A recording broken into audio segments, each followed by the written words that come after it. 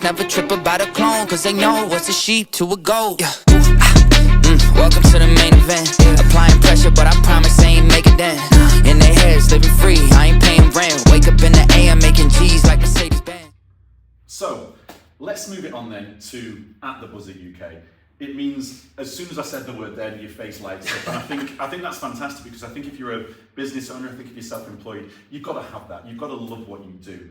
So, at the Buzzer, why vintage jerseys? How did it come about that that's what you wanted to kind of focus on?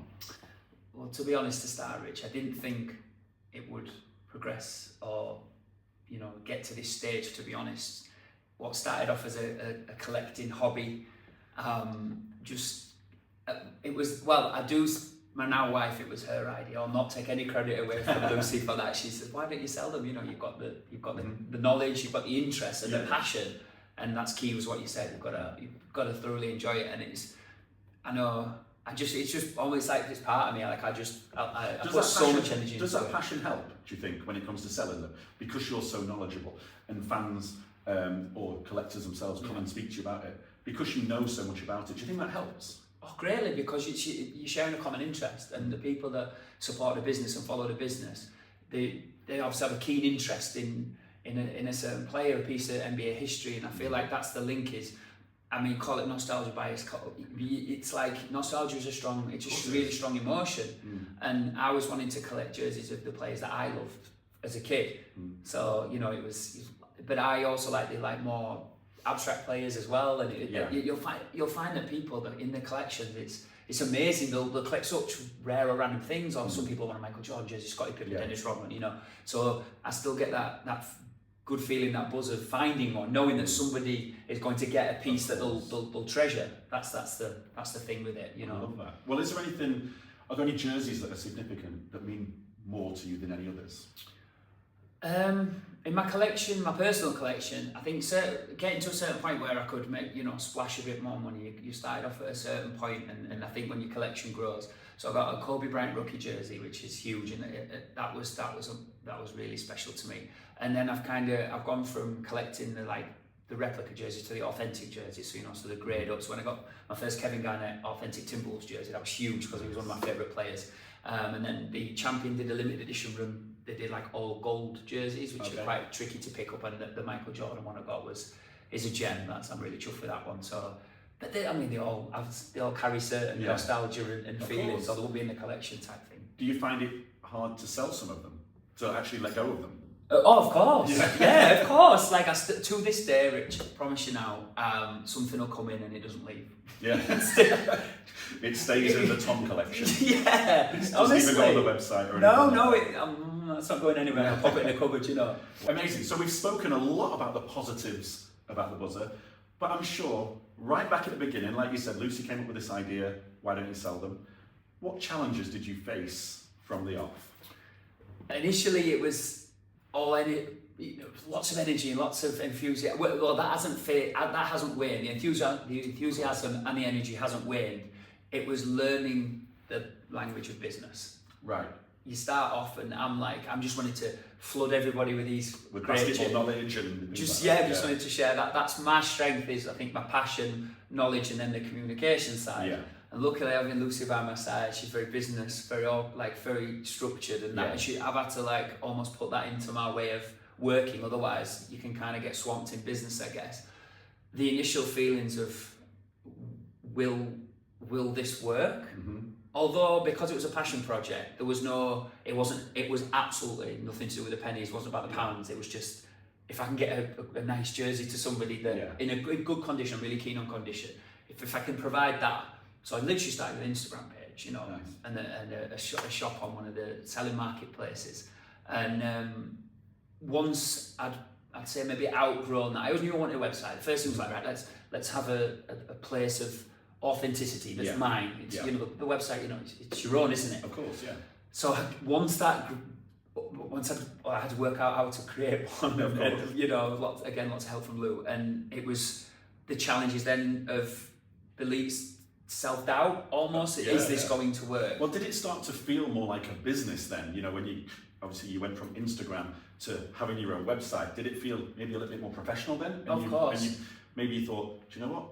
There's a bit more pressure on this now. Yeah, I mean, you can manage pressure in different ways, and it was more just keeping time to log in and making sure that I'm organised. I think that can get, if probably a person like myself, without that structure and having, you know, a list to work from, and it can get quite tricky. You can kind of bounce around a bit and be struggling. So was that the thing you did then? Was lists important to you? Yeah, Writing things down so you could see it, tick it off. Yes, So absolutely. I think it's important we discuss that, because there'll be a lot of people out there watching that will go, I fancy been self-employed, starting my own business. Yeah.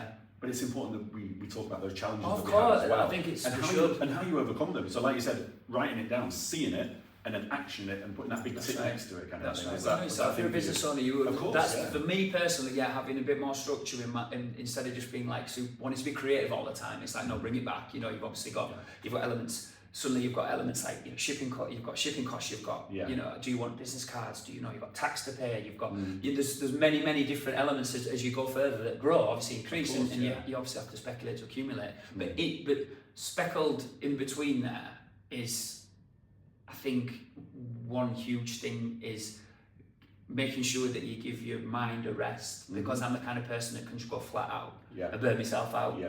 And then, so also you've got to be able to give yourself a break. You've got to be your friend sometimes, because you can be your worst enemy, can't you, Rich? You know, when you you can work yourself to death or put yourself under pressure or talk negatively about this is But by having that break, it's like, it's a brain break, isn't it? That's it's all. Physically as well. You can relax from it and switch off a little bit, and then when you come back to it, you full on again. Yeah, and I you're think, fresh. but without that break, you don't get to come back. Yeah. So you're exactly right. I do think it's important you have that break, and I guess, are you doing that now? I am. I know when I use what's the kind of word I'm trying to look for, but as I'm using like an analogy, that's what I'm thinking, where like my cup gets full and I can feel it coming. Do you know, like feel suddenly things frustrate me, and which as the business has grown, I've got to manage, because I'm not as efficient or as operating at my 100% or 110% when my cup's full, because I get really tired. Mentally more, but there's you know, if anybody tells you there isn't struggle, you know, I'm nowhere near where I want to be, but it's to get where I am now in terms of like the business. You know, I'm super proud of the repeat business. I think that's a big thing. The community is unbelievable, but it's you've got to walk it like a plant. You've got to keep at it. You know, you've got to reply to people, you've got to communicate with people, you've got to reach out, you've got to build new relationships, but also there will be times when you doubt yourself. Yeah. You do feel that, you know. Do you still get that now? From time to time, yeah, because you feel like, again, hopefully there's many people watching this, but if you're Hundreds. There used to be 5, a family will be watching. We'll collaborate. There you go. So when you're in a position where you're doing this, I say alone, but I have got people around me that I can call. I've got like business friends who are like mentors. Not many. I have a small circle because I think it's important. But they're the people I call, I trust, and my close friends are my close friends, and they can give me it straight whilst also give you some support. You know, and I just feel like having a good team around you in terms of a friend's family and even like a business mentor is quite important, or at least somebody you can talk to the fact with on business is really helpful. Just to bounce things off, you might have an idea and be like, oof, I'm not sure.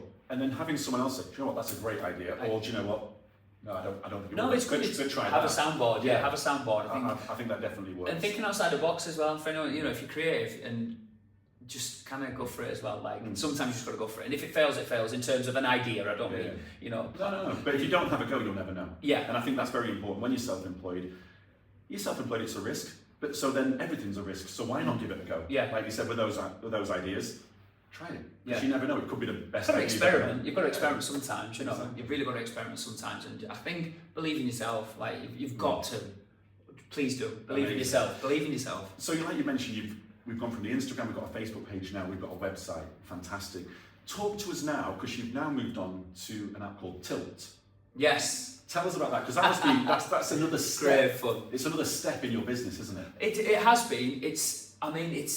That is, if I'm being honest, which I think this is really important, that is the most nervous I was before my first tilt. Even though I'd done Instagram Live a lot and Facebook Live, where I'd sit and I'd preview the jerseys that were coming, and I'd talk to the Buzzer gang and customers to what the stock was coming. Whereas Tilt was a new beast, it was a new challenge. So it's been, I think I started in November, I believe. It's been quite a journey. So I'm there weekly, 8 well 10 on Thursday night, bringing in like all kinds of jerseys, t-shirts, hoodies, jackets, all at affordable price. And it's more about, not only is it, yes, it's another opportunity of another way to expose the business and sell items. Yeah. It keeps me like, what's the word? Communicating with my community. Of course. Because we have such fun. And it's a different way of doing it, isn't it? Because it's not just like your website, this is how much it is, off you go. Yeah. Tell us about how it works on Till as well. So it's an auction platform, and so I introduce an item. I set the starting price. It could be £1, it could be 25. But I mean, I try to use it as a sales channel as well. So reduced, well reduced RRP, and then I can move various pieces. It could be the 90s, it could be the modern stuff. So if say I present a certain jersey and I start it at £1, the viewers can then bid in pounds incrementally. They have 15 seconds. The next person has 15 seconds to bid again. And it's called steals. I call it Apples UK steals. So people are getting usually a really discounted piece. Yeah. So I use it as like a sales, but also building relationships. And we have, as you know, we have such fun. I like to run games, quizzes, and kind of surprise people with the stock that I'm putting on there. And it's been a bit of a hit. And you're always directing them then to your website, to your Instagram, to your Facebook. You're always on the upsell, aren't you? Then come and follow me here, come and see me here. I think it's important. I mean, if people are enjoying it, if they don't enjoy it, they don't follow. But if they do enjoy it, this is where I'll be. My Instagram, what I aptly named the Buzzer Gang, they're my people. Like they're the people that have supported the page, and anyone that makes a purchase a part of that. And I've also, in doing the social media side, I wanted people to be able to come and talk basketball as well, because like I said, the reason that I go into basketball, the community feeling as well, and that having that like camaraderie about the sport and being able to talk about the sport, so people can obviously, I'll try and I put stories on what's going on in the NBA and what's going on in British basketball, and people communicate, and we'll do like little polls and things like that. I think that's building community. It's always been important. And I think you link a lot of your stocks. I know I've seen on some of your stories that the shirt you may be selling, you'll have a video of that player wearing it, so that's nice as well, so they can see the shirt in action in a way. Absolutely, I think as well. If you say you're like a casual